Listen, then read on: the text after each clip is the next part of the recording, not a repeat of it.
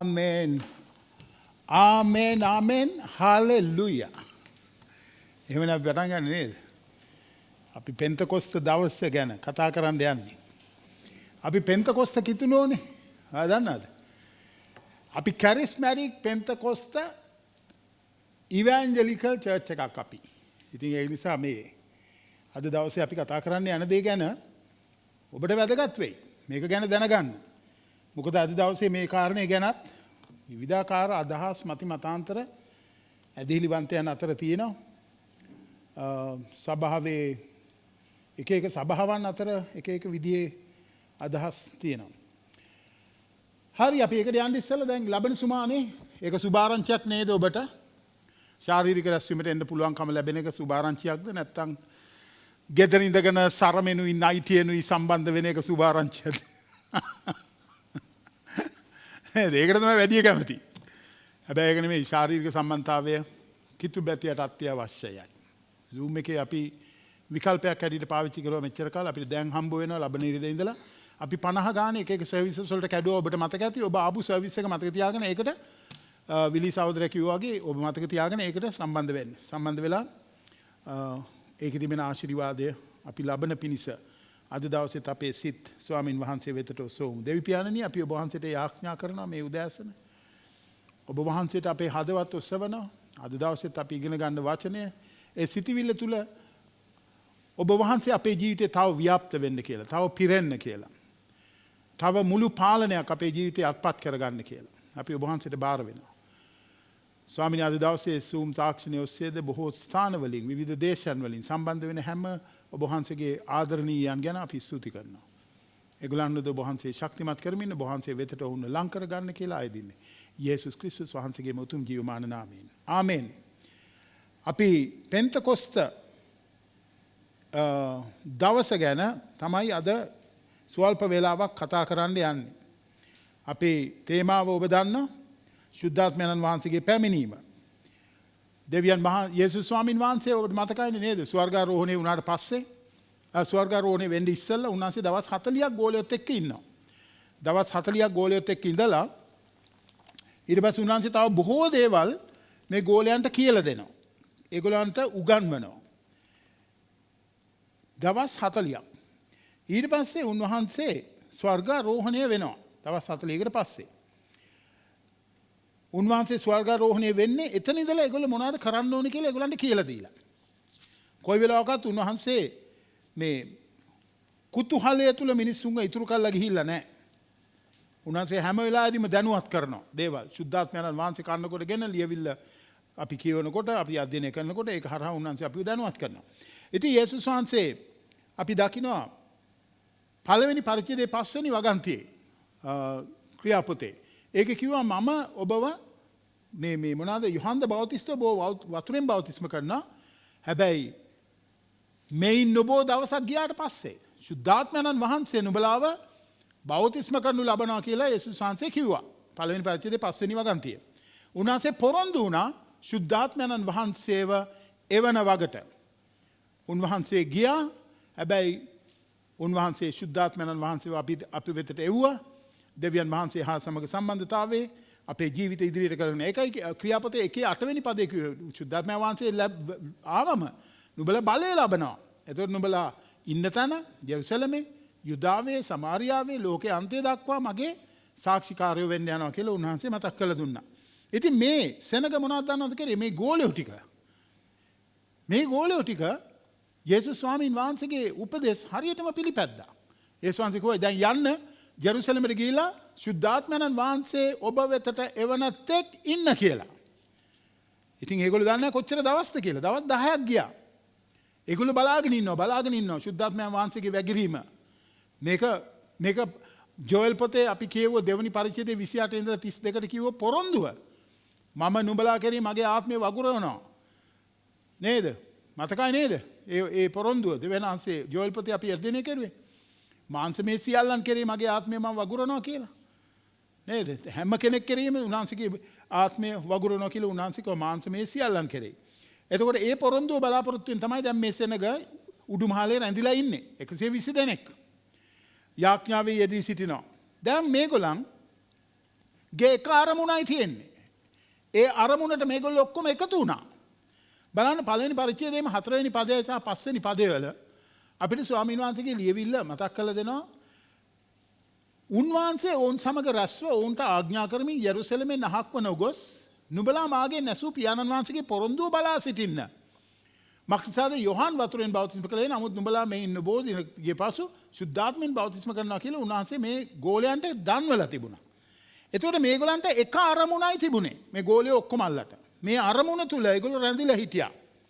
ස්වාමින් වහන්සේත් එක්ක මේ අරමුණ තුල රැඳිලා හිටියා. ඉතින් මේක තමයි අද දවසෙත් කිතුණු සභාව තුල ඔබයි මමයි තුල තියෙන්න ඕනේ චරිත ලක්ෂණය. අපි රැඳිලා ඉන්න ඕනේ කෙනෙක් කෙනා ස්වාමින් වහන්සේ තුල. වාට ඕනේ දෙවියන්සේගේ බලයක් දකින්න. රැඳිලා ඉන්න ස්වාමින් වහන්සේත් එක්ක.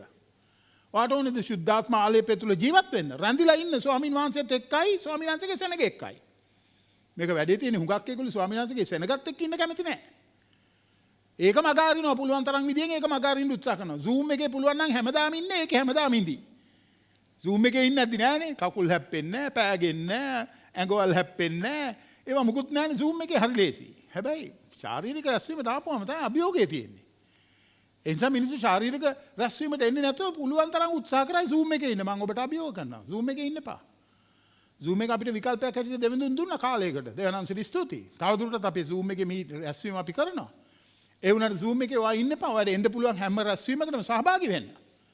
සහභාගී වෙලා දෙවියන් වහන්සේගේ ස්පර්ශය අත්දකින්න එන්න, සෙනගත් එක්ක සහභාගීකමට එන්න. මොකද එතන මේ සෙනගගේ තිබුණේ ඒ වගේ එකමුතු කමේ අරමුණක්. ඒගොල්ලන්ගේ අරමුණ එකමුතු වීමයි. මේ එකමුතු වීම ස්වාමීන් වහන්සේ කොච්චර අගය කරනවද කියලා ඔබ දන්නවද? එකමුතු ඉන්න එක. දේව සභාව හැටියට. ඉතින් මේගොල්ලෝ තීරණය කරගත්තා. මේ චරිතාංගයේ අපේ ජීවිතවලත් ඒ පිලිපි පොතේ පළවෙනි පරිච්ඡේදයේ 27 වෙනි වගන්තියේ පාවුලතුමා කියනවා වගේ පාවුලතුමා කියනවා මම ඇවිල්ලා ඕගොල්ලන්ව දකින්නෙම් නමුත් ඈත්ව සිටින්නෙම් නමුත් ඕගොල්ලන්ව මට පේන්නේ දැන් Zoom එකේ අපිට යන්තම් දැක්කට අපි දන්නේ නැහැ නේ වාව. නේද වාව? දැන් හුඟක් වෙලාවට යටට කොට කල්සමක් ඇඳගෙන උදේ ෂර්ට් එකක් ඇඳගෙන ඉඳලා ඇති. Zoom එකේ මෙතන එම් බෑනේ. වර්ධන මෙතන එම් බෑ. මෙතනට එනකොට පිළිවෙලකට ඇඳගෙන එන්න ඕනේ. දැන් ඕවා ඔක්කොම ඕනේ නැහැනේ Zoom එකේ ඉන්නකොට. පාවුල්තුමා කියනවා මම ඇවිත් නුඹලා දකින්නෙම් නමුත් ඈත්ව සිටින්නෙම් නමුත්. දැන් අපි ඉන්නේ ඈත් වෙලා තාම. වර්ධන අපි ඉන්නේ ඈත් වෙලා Zoom එකේ ඉන්නේ අපි. හැබැයි දැන් කියනවා එන්න දකින්න ආසයි ඕගලන්ව අපිට. පාවුල්තුමා නුඹලා එකම ආත්මයෙන් ස්ථිරව එකම සිතකින් සුභාරංචිය ඇදහිල්ල ගැන වීර්ය කරමින් විරුද්ධව සිටිනන්ට කිසිවක් ගැන බීත නොවි සිටින බව මට අසන්නට පුළුවන් වන පිණිස ක්‍රිස්තුස් වහන්සේගේ සුභාරංචියට ඔබින ලෙසම හැසිරෙන්න කියලා. දැන් මේ ක්‍රිස්තුස් වහන්සේගේ ශරීරයේ සුභාරංචියට ඔබින ලෙස හැසිරෙන්න මිනිස්සුනේ එන්නම තියෙනවා සහභාගීත්වයට. සහභාගීත්වයට එන්නේ නැතුව කොහොමද ඔබින ලෙස හැසිරෙන්න දැනගන්නේ? Zoom එකේ ඉන්නේ නැති බෑ. Zoom එක අපිට එක පැත්තකට හොඳයි, බොහෝ පැතිවලින් පාඩුයි. බොහෝ පැතිවලින් පාඩුයි. අපේ ශාරීරික ආත්මික වර්ධනයට බොහෝ පැතිවලින් පාඩුයි. Zoom එකෙන් අපි රැස් වෙනකම්. හැබැයි Zoom එක හොඳ විකල්පයක් අපිට දෙවිඳුන් මේ කාලය තුල දීලා තිබුණා. ඒක තුල සෑහීමකටපත් වෙන්න එපා. මේක කියනවා අපි එකට වැඩ කරන්න පුරුදු වෙන්න ඕනේ කණ්ඩායමක් හැටියට. දැන් කණ්ඩායමක් හැටියට එකට වැඩ කරන්න මෙතනට එන්න එපා. මෙතනට ඇවිල්ලානේ අපි කණ්ඩායමක් හැටියට වැඩ කරන්නේ එක එක්කෙනා වැඩ බෙදාගෙන. මේ දැන් අදත් මේ ළමයින්ට ගොඩක් එක එක වැඩ කටයුතු බාර දීලා ඒගොල්ලන් ඒ වැඩ බෙදාගෙන එක එක්කෙනා කරනවා. මේ කණ්ඩායමක් හැටියට යන වැඩක් මේක. මේක මේ තනි පුජ්‍යලයක් කරන වැඩක් නෙමෙයි. මේක කණ්ඩායමක වැඩක්. ඉතින් මේ කණ්ඩායමට බොහෝ දෙනෙක් එකතු වෙනවා. ඒක නිසා අපි හැම කෙනෙකුටම වාට තේරුණාද? දෙවියන් වහන්සේගේ මහිමේ උදෙසා වැඩ කරන්න කැමති හැම කෙනෙක්ම කණ්ඩායම් ගත වෙන්න කැමති වෙන්න ඕනේ. තනියම ඉඳගෙන දේව රාජ්‍යය වැඩ කරන්න බෑ. තනියම ඉඳගෙන වැඩ කරන්න බෑ දේව රාජ්‍යයේ. දේව රාජ්‍යය හැමතිස්සෙම වැඩ කරන්න තියෙන කණ්ඩායම් ගත වෙලා. ඒක නිසා කණ්ඩායම් ගත වෙන්න ඔබ කැමති නැත්නම් ඔබට ලොකු ප්‍රශ්නයක් තියෙනවා. ක්‍රියාපතේ දෙවෙනි පරිච්ඡේදයේ 42 වෙනි පදයේ දෙවෙනි කොටසත් එක්ක ලොකු ප්‍රශ්නයක් ඔබට තියෙනවා. මොකද නිරෝගී කිතුණුවේ ප්‍රධාන ලක්ෂණය තමයි සහභාගීකමට එයා ලැබි වෙන්න එක. සහභාගීකම යපවත්වල. ඉතින් ඒක නිසා දෙවියන් වහන්සේගේ මහිමේ උදෙසා උන්වහන්සේගේ කැමැත්ත කරන්න අපි කණ්ඩායම් ගත වෙමු. කණ්ඩායමක් හැටියට වැඩ කරන්න පියවර ගමු. අපි හැම කෙනෙකුටම වෙන වෙනම දීමනාවල් තියෙනවා නේද? සේවයේ දීමනාවල් වෙනස්. ඔක්කොමලට එක නෙමෙයි. ටැලන්ට් හැකියාවන් එක වෙනස්. ඔක්කොමලට එක නෙමෙයි. ඉතින් අපි මේ අරමුණ තුල එකමුතුකම රඳවා ගැනීමේ වැදගත්කම ගැනයි මම මේ තාම රැඳිලා ඉන්නේ. අපේ අරමුණ තුල එකමුතු වීමට අපේ විවිධාකාර ක්‍රියාකාරීත්වයන් වෙනස් වුණාට මේ අරමුණ තුල එකමුතු වීම එකම ඉලක්කය කරගන්න එක දෙවියන් වහන්සේ අපෙන් බලාපොරොත්තු වෙනවා. පළවෙනි කොරින්ති 10:31 වෙනි වගන්තියේ අපිට ඒක කියනවා. ඔබ කෑවත් බිව්වත් මොන දේ කළත් ඒක ස්වාමීන් වහන්සේගේ මහිමේ උදෙසාම කරන්න කියලා. කතත් බොතත් වෙන යමක් කරතත් සියල්ල දෙවියන් වහන්සේගේ ගෞරවය පිණිස කරන්න කියලා ලියවිල්ල අපිට මතක් කරලා දෙනවා. හැබැයි ඔයා දන්නවද? සමහරක් ඉන්නවා මේ කණ්ඩායමේ ඉන්නකොට නිකන් ගෞරවය හොයන අය. ඔයාලට තේරෙනවද? මට යා සැලකුවේ නැහැ, මට ගෞරව කෙරුවේ නැහැ. මේ ගෞරවය හොයන අය මේ කණ්ඩායමේ ඉන්නවා නිකන්. ලොකු තැන හදන්න ඉන මමත් කියන මම කියන එකත් අහන්න ඕනේ මේකේ. මම කියන එකත් අහන්න ඕනේ. අන්න ඒ වගේ තැනට වැටෙන එක. මේ කණ්ඩායමේ ඉඳගෙන ඒගොල්ලොත් නිකන් ලොකුකමක් පෙන්වන්න උත්සාහ කරන එක. මේක හරීම බාධාවක් එකමුතුකමට. ඔබට රැඳිලා තිබෙන, ඔබට බාර දීලා තිබෙන ඔබගේ ටැලන්ටය හැටියට ඔබගේ වැඩේ කරගෙන යන්න යටහත් කමින් අනිත් එක්කෙනාට උදව් කරමින් එච්චරයි කරන්න ඕනේ. මගෙන් දෙවෙනාන්සේ බලාපොරොත්තු වෙන්නේ ඒකයි, ඔයාගෙන් බලාපොරොත්තු වෙන්නේත් ඒකයි. ඔයා හිතන්න බෑ කවදාවත් ඔයා නැතුව මේක කරන්න බෑ කියලා. මම හිතන්නෙත් නෑ මම නැතුව මේක කරන්න බෑ කියලා. දහසක් ඉන්නවා දෙවියන් වහන්සේට නැගිටවන්න තව මේක කරන්න. එහෙම හිතපු ගමන් අපි යකාට එතන ඉඩ දීලා ඉවරයි බෙදීම් ඇති කරන්න. සහෝදරත්වයේ තුල එකමුතුකම තුල. ඉතින් ඒක නිසා ඔය දන්නවද 3 යොහන් 9 වෙනි වගන්තියේ කියනවා දියෝත්‍රෙපස් කියලා මිනිහෙක් හිටියා. වැඩේම නායකකම් හෙව්වා යා. එයාටත් ඕන වුණා මොන හරි කියන්න මිනිස්සුන්ට. දැන් යොහන් තුමයි පාස්ටර්. දියෝත්‍රෙපස් මේ සභාවේ ඉඳගෙන දියෝත්‍රෙපස්ටත් ඕන වුණා උපදෙස් දෙන්න, එක දේවල් කියන්න. දියෝත්‍රෙපස් නායකත්වය හෙව්වා. ඔයා දන්නවද යොහන් තුමා කියනවා මම සභාවට මදක් ලියා එව්වා. ඔවුන් අතරින් ප්‍රධානකමට කැමැතිව වැඩ කරන දියෝත්‍රෙපස් අපිව පිළිගන්නේ නැහැ. දියෝත්‍රෙපස්ට තිබුණා අමුතු ආත්මයක්, ආඩම්බර ආත්මයක්, නායකත්වයට පෙරේතකම දක් වූ ආත්මයක්. වර්දෙන්නාද? අපිට දේව සභාවේ සැකිල්ලක් තියෙනවා. මේ සැකිල්ල උඩයි අපි වැඩ කරගෙන යන්නේ. ඒ සැකිල්ල කඩන්න බෑ. ඒ සැකිල්ල දෙවිඳුන් දීලා තියෙන්නේ. ඒ නිසා ඒ සැකිල්ල ඇතුලේ මට කරන්න තිබෙන සේවය කරගෙන දෙවිඳුන්ගේ මහිමයට වැඩ කරගෙන යන්නයි මාව කැඳවලා තියෙන දෙවියන් වහන්සේ. ඉතින් යොහන් තුමා හොඳ තරවටුවක් කරනවා. දැන් යොහන් තුමා බලන්න මේකෙදී අපි අර අන්වෙසක් වීමේදී බලන්න ඒ කාරණාවේදී අර මාක්ස් බාරංචියේ 10 නෑ අන්වෙසක් වීමේ නෙමෙයි මාක්ස් බාරංචියේ 10 මේ ගෝලියෝ දෙන්නෙක් ඇවිල්ලා කියනවා යාකොබුයි යොහනුයි ඇවිල්ලා කියනවා ස්වාමීනි ඔබ වහන්සේ අපිට කොයි දෙයක් නමුත් කර දෙනවට අපි කැමතියි. ඉතින් යේසුස් වහන්සේ මම මොනවා කරනවටද උඹලා කැමති කියලා. මේ ගෝලියෝ දෙන්න බලන්න මේ හොඳ ගෝලියෝ දෙන්නෙක්. යොහනුයි යාකොබුයි. මේ ගෝලියෝ දෙන්න කිව්වා ස්වාමිනී ඔබ වහන්සේගේ තේජසේදී ඔබ වහන්සේගේ දකුණු පැත්තේ මට ඉඳ ගන්න දෙන්න, වම් පැත්තේ මෙයාට ඉඳ ගන්න දෙන්න. කොහොමද ඒ ඉල්ලීම? දැක්කද? අනිත් ගෝලයන්ට තද වෙන්න ඇති නේද ඒක ඇහුනම. තව ගෝලියෝ හිටියනේ එතන 12 දෙනෙක්. ඒ ගෝලයන්ට තද වෙන්න ඇති. මේ මොනවාද මේගොල්ලෝ මේ ඉල්ලන්නේ කියලා. එක්කෙනෙකුට දකුණු පැත්ත ඉඳ ගන්නයි, අනිත් එක්කෙනාට වම් පැත්ත ඉඳ ගන්නයි. වර්ධෙන්නාද? ඉතින් එතන ඒක මහා ආත්මාර්ථකාමීත්වයක්, ආඩම්බරකමක්, නිකන් අනිත් ඒගොල්ලන්ට නැති වරප්‍රසාද හොයන්න උත්සාහ කිරීමක් ඒක. දැන් මේ දේව සභාවලත් එහෙම තියෙනවා.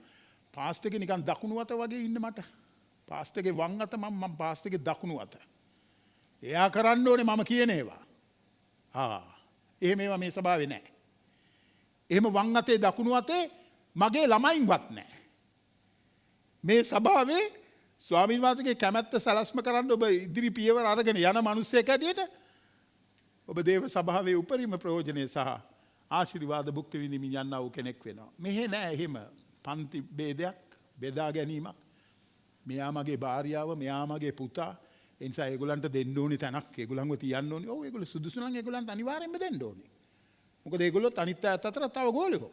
දේව සභාවේ වැඩ කරනවා. හැබැයි එහෙම අර පෞල් වාදය දේව සභාවේ තියෙන්න බෑ. ඒක අසමදානයට ලොකු හේතුවක්. අද සභාවවල ඕකමයි කරන්නේ. පාස්ටර්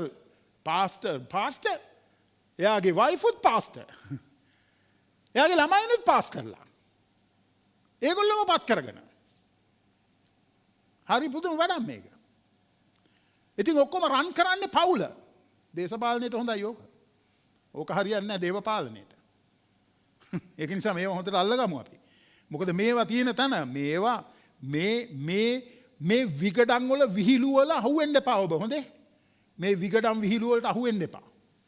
ඒක එකමුතු බව කඩන ඒ අරමුණ විනාශ කරන්නා වූ කාරණාවක් තමයි ඔය වගේ ස්ථාන ගන්නට වෙරදරන එක සහ නායකත්වයට පොර කන එක.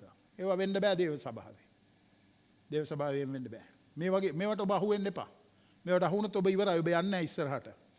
උන්වහන්සේ ඔබට කරන්න කැඳවල තියෙන දේ කරුණාකරලා කරගෙන යන්න සද්දයක් නැතුව.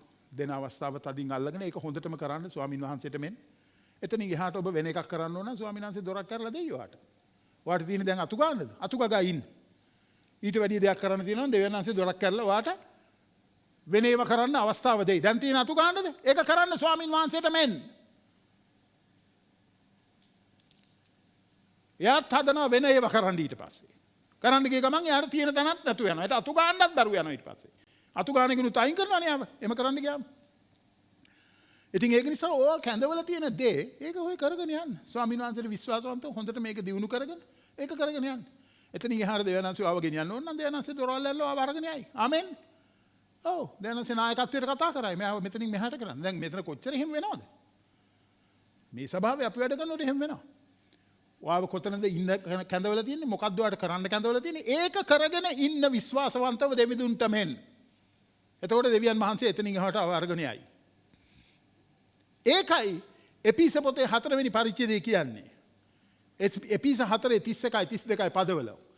සියලු තිත්තකම්, කෝපය උදහස, කෝලාල අපහාස, ක්‍රෝධ නුඹලා කෙරෙන් පහ කරනු ලැබේවා.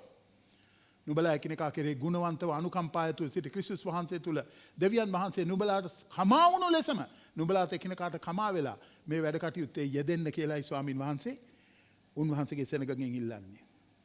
අපිට වෙන මත තියෙන්න පුළුවන් වෙන අදහස් තියෙන්න පුළුවන්. ඔයාගේ මත ඔයාගේ අදහස් ඔයා තියාගන්න. ඒවා විමසන වෙලාවකදී ඔයාට ඉදිරිපත් කරන්න අවස්ථාවක් ලැබුණාම ඉදිරිපත් කරන්න. මේකට එරෙහිව ඔයා ක්‍රියා කරපු ගමන් ඔයාට ඔය කරගෙන යන වැඩිත් කරගන්න බැරුව යනවා. ඒකයි වෙන්නේ. ඒ නිසා මේ එක එක මිරිකීම් වලින් ඔබ අහුවෙලා ඉන්නවා නම් නිදහස් වෙන්න. ශුද්ධාත්මයන් වහන්සේගේ බලය තුල නිදහස් වෙන්න. ඒකලා එකාමෙන් කණ්ඩායම තුල නැගී සිටින්නට තීරණයක් ගන්න. කණ්ඩායමේ එකා වගේ නැගී සිටින්න තීරණයක් ගන්න. ඕක පවුලකටත් ওই විදියමයි, දේව සභාවටත් ওই විදියටමයි. පවුලේ වුණත් බෙදීම් ඇති කරුවොත් ඒ යක්ෂයා බෙදීම් ඇති කරන්නේ යක්ෂයා. බාධාවල් ගේන යක්ෂයා. සාතන් හොඳ බෙදන්නෙක් වෙන් කරන්නෙක් සාතන්. පළවෙනි කොරින්ති පළවෙනි පරිච්ඡේදයේ 10 වෙනි වගන්තිය අපිට මෙහෙම කියනවා. ඉතින් සහෝදරයන් නුඹලා සියල්ලන් විසින් එකම දේ කතා කරන හැටියටද නුඹලා අතරේ ભેද නැතුව එක සිතින් හා එක කල්පනාවෙන් එකඟව සම්පූර්ණව සිටින හැටියටද අපගේ ස්වාමී යේසුස් ක්‍රිස්තුස් වහන්සේගේ නාමයෙන් නුඹලාගෙන් ඉල්ලමි. ભેද ඇති කරගන්න එපා. වෙන මත තියෙන්න පුළුවන්. ඔයාගේ මතේ ඔයා ඉන්න. ඒක කවුරුත් එපා කියන්නේ නැහැ. හැබැයි ඒවා මෙහි අදාළ කරවන්න යන්න එපා. ඔයාට අවස්ථාවක් ලැබුණොත් ඔයාගෙන් විමසුවොත් ඔයාගේ මතය ඔයාට ඉදිරිපත් කරන්න පුළුවන්. අපි අර සිංහලෙන් කියන්නේ පැනලා දෙන්න එපා කියලා. පැනලා දෙන්න එපා. කොහොම තියෙන වැඩේ කරගෙන යමු අපි. එහෙම කිව්වම තමයි හොඳටම ඕක තේරෙන්නේ. මොකද අපිට තියෙන එක අරමුණයි. අපිට තියෙන සුභාරංචිය පොළවට ප්‍රකාශ කරන එක. අපිට තියෙන සභාවේ වැඩ කරන්නා වූ අයට එකමුතුකමකින් එක ශරීරයක් එකමුතුකමකින් මේ වැඩේ කරගෙන යන එක. මගේ දුර්වලකමට අනිත් එක්කෙනාගේ ශක්තිය අදාළ කරගෙන යන එක. එහෙමයි වෙන්න ඕනේ. කණ්ඩායම එහෙමනේ කරන්නේ. ඔයාගේ දුර්වලකමක් දැක්කම මට ඒක ශක්තිය තියෙනවා මම ඔයාට දුර්වලකම් වෙනුනේ ඔයාගේ මම ඔයාට ශක්තිය වෙන්න ඕනේ. එහෙමයි කණ්ඩායම. කණ්ඩායමේ බෑ කුලල් කා ගන්න. ඒක කණ්ඩායමක් නෙමෙයි එතකොට. ඒක යක්ෂයා විසින් බෙදා වෙන් කරන්නට ක්‍රියා කරන්නා වූ කොටසක් හැටියටයි බයිබලයේ පෙන්වන්නේ. සාතන් වෙන් කරන්නෙක්. යේසුස් වහන්සේ එක් කරන්නෙක්. හාලෙලූයා. යේසුස් වහන්සේ එකතු කරන කෙනෙක්, එක් කරන කෙනෙක්. සාතන් වෙන් කරලා විසුරවන කෙනෙක්. කාගේ පැත්තේද ඔයා? කාගේ පැත්තේද? සෝදිසි කරලා බලන්න ඔයා කාගේ පැත්තද? ඔයා බෙදීම් ඇති කරන්න දේවල් කරන කෙනෙක් නම් ඔයා යක්ෂයාගේ පැත්තේ. ඔයා සමාදානයේ උදෙසා ඔයාගේ අයිතිවාසිකම් වලට රණ්ඩු කරන්න යන්නේ නැහැ. වගකීම් ඉෂ්ට කරගෙන යන මිනිස්සෙක් නම් ඔයා යේසුස් වහන්සේගේ පැත්තේ. ඉතින් ඔයා යේසුස් වහන්සේගේ පැත්තේ හිටියොත් ඔයා කොහෙද යන්නේ? සාතන්ගේ පැත්තේ හිටියොත් කොහෙද යන්නේ කියලා මම අමුතුවෙන් කියලා දෙන්න ඕනේ නැහැ නේද? ඔව්. ඒක නිසා එපිස පොතේ දෙවෙනි පරිච්ඡේදයේ 14යි 15යි පදවල අපිට කියනවා මක්නිසාද වෙන් කිරීමේ මැද බිත්තිය බිඳ දමා. ඒ සතුරුකම නැමැති නියෝගවල අන්තර්ගත වූ ආඥාවල ව්‍යවස්ථාවේ තමන්ගේ මාංශය නැතිකොට දෙගොල්ල එක්කල උන්වහන්සේම අපේ සමාදානයේව සිටිනසේක. එසේ කලේ සමාදාන කරමින් තමන් තුළ දෙගොල්ල එක අලුත් මිනිසෙක් කොට මවන පිණිසයි කියලා. හාලෙලූයා. බලන්නකො මේ වචන. මොන තරම් ධෛර්යයක්ද? ස්වාමීන් වහන්සේ යේසුස් වහන්සේ හැම වෙලාවෙදීම එකතු කරන කෙනෙක්. එක් කරන කෙනෙක්. ඉතින් ඒක නිසා අපි මේ සෙනග තුළ අපි දකින්නකොට මේගොල්ලෝ මොනවද කරගෙන හිටියේ? මේගොල්ලෝ ඒගොල්ලෝගේ අරමුණ තුළ එකමුතුව හිටියා. දෙවෙනි කාරණාව. ඒගොල්ලෝ පළවෙනි පරිච්ඡේදයේම 14 වෙනි වගන්තිය කියනවා. ඒගොල්ලෝ යාඥාවෙන් එකමුතුව සිටියා කියලා. මේ සියල්ලෝම ස්ත්‍රීන්ද යේසුස් වහන්සේගේ මව් වූ මරියාද උන්වහන්සේගේ සහෝදරයන් සමග එක්සිත්ව නොකඩවම යාඥා කරමින් සිටියා කියලා. දැන් අපි මේක කොච්චර උසස් කොට සලකනවද මේ Zoom meetings වල කොච්චර යාඥාව එක එක්කෙනාට සලසලා දෙනවද? අපේ ගෘහ රැස්වීම් වල නේද? හැමෝටම අපි අවස්ථාවක් දෙනවා ඇවිල්ලා ඉදිරිපත් වෙලා වැඩ කරන්න, යාඥා කරන්න. මේ යාඥා කරන එක එකට එකතු වෙලා යාඥා කරන එක මොන තරම් බලයක් ගෙන දෙන දෙයක්ද? වර්ධනද එකිනෙකනත් එක්ක යාඥා කරන එක, එකිනෙකනා උදෙසා යාඥා කරන එක. අපි ඒක කරනවානේ මේ සභාවේ. මේ ඔක්කොම මීටින්ග්ස් වල අපි ඒක කරනවානේ. දේව සභාව තුළ මේ එකමුතුකම ඇති කරන්නට යාඥාව ඇරෙන්න වෙන විකල්පයක් නම් මම දන්නේ නැහැ. යාඥාවෙන් ඔබට එකමුතු වෙන්න බැයි නම් ඒ කියන්නේ ඔබ හැමතිස්සෙම බෙදන පැත්තේ ඉන්නේ. ඔබ හැමතිස්සෙම ආත්මාර්ථකාමීත්වයෙන් ඔබගේ මත තුල ඔබ ඉන්නා වූ කෙනෙක්. නිදහස් වෙන්න. නිදහස් වෙන්න. යාඥාවේදී අපි කරන්නේ එකිනෙකනාගේ බර උසුලන එක. යාඥාවේදී අපි කරන්නේ ඒවා එකතු වෙලා බර උසුලලා ස්වාමින් වහන්සේට අපි ඒවා බාර කරනවා. ගලාති පොතේ 6 වෙනි පරිච්ඡේදයේ පළවෙනි පද 5 තුල අපිට මතක් කරලා දෙන්නේ ඒකයි. යම් මිනිසෙක් වරදකට අසු වුණත් ආත්මික වූ නුඹලා මුදුකමේ ආත්මෙන් යුක්ත වේ බඳු කෙනෙකු හරවා ගන්න. නුඹත් පරීක්ෂා නොපැමිණි පිණිස බලා ගන්න. එකිනෙකා බර උසුලා එසේ ක්‍රිස්තුස් වහන්සේගේ ව්‍යවස්ථාව සම්පූර්ණ කරන්න. මක්නිසාද කිසිත් නොවන කෙනෙක් තමා වැදගත් කෙනෙක් යයි සිතන්නේ නම් ඔහු තමාම රවට ගන්න. කිසිත් නොමැති කෙනෙක් තමා යමෙක් වයි සිතනකොට.